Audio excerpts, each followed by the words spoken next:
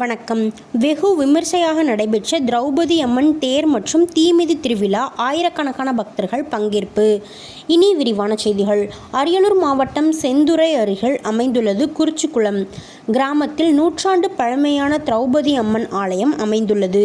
இந்த ஆலயத்தில் தேரோட்டம் மற்றும் தீமிதி திருவிழா நடைபெற்றது. இக்கோவிலில் 15 நாட்களுக்கு முன் கொடியேற்றத்துடன் துவங்கிய இவ்விழா இன்று தேர் திருவிழா மற்றும் தீமிதி விழாவோடு நிறைவு பெற்றது.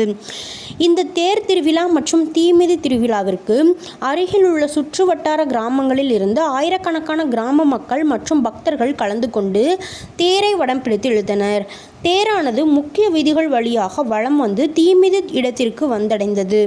பின் விரதம் இருந்த பக்தர்கள் பூக்குழியில் இறங்கி அவர்களின் நேர்த்தி கடனை செலுத்தினர். இந்த தேர் திருவிழா 20க்கும் மேற்பட்ட கிராமங்களில் இருந்து 1000க்கும் மேற்பட்ட பொதுமக்கள் பக்தர்கள் கலந்து கொண்டனர். பின் அதனைத் தொடர்ந்து இரவு வானவேடிக்கை மற்றும் கலை நிகழ்ச்சிகள் நடைபெற்றன. டிஎன் செய்திகளுக்காக அரியலூர் மாவட்ட செய்தியாளர் SP ரவிச்சந்திரன்.